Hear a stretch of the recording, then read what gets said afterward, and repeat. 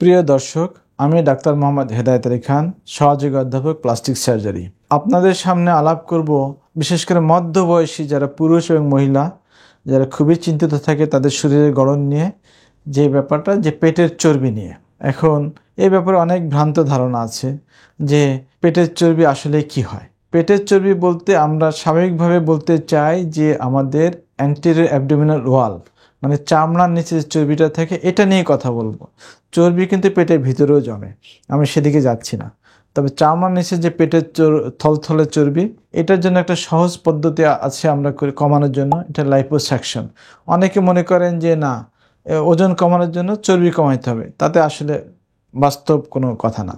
তার কারণ যে লোকের ওজন 80 কেজি বা 90 কেজি, আমরা লাইপোসাকশন করে বড় জোর 1 কেজি কমাইতে পারবো, এটা কোনো সিগনিফিকেন্ট না। তবে তার চেহারার যে আদল, এটা অনেকটাই পরিবর্তন হবে।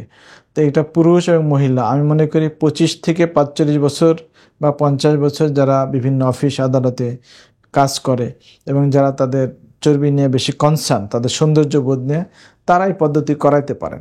এখানে প্রথমে বলবো তাদেরকে তার উচ্চতা এবং বয়স অনুযায়ী একটা নির্দিষ্ট ওজনের ভিতরে তাকে আনতে হবে। এটা করতে হলে অবশ্যই ডায়েটিং এবং এক্সারসাইজের মাধ্যমে একটা ওই রেঞ্জ ভিতরে আসতে হবে। এরপরে আপনাকে আমরা সৌন্দর্য বর্ধনের জন্য লাইপোসাকশন করে, এটা এমন কিছু না, এটা একটা লাইপোসাকশন ট্রকার বা ক্যানোলার মাধ্যমে ফ্যাটটা সাকশন করে আমরা নিয়ে আসি। তবে এটা একটা অপারেশন, আমরা সাধারণত অজ্ঞান করেই অপারেশন করি। আরও বেশি সুন্দর যদি কেউ চায় দীর্ঘস্থায়ী, আমরা সাথে অ্যাবডোমিনোপ্লাস্টিও করে দেই, সেটা হচ্ছে অ্যান্টি অ্যাবডোমেন ওয়ালের টাইটেনিং করে দেই, তাতে তার সৌন্দর্য আরও ভালো থাকে।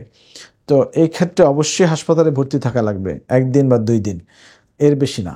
ভর্তি থেকে এবং তাকে এই প্রসিডিউর পরবর্তী কিছুদিন অ্যাবডোমিনাল বেল্ট বলি আমরা, বেল্ট পরে থাকলে তার রেজাল্ট আরও ভালো। প্রথমে মনে হতে পারে এগুলি এত ঝক্কি ঝামেলা, আসলে প্রথম কয়েকটা দিন ম্যানেজ করলে এরপরে সে অনেক সুন্দর লাইফ লিড করতে পারে এবং তার কাপড় চোপড় বলেন, শরীরের গড়ন বলেন, অনেকটাই তার মনের মতো করে হবে। ধন্যবাদ সকলকে।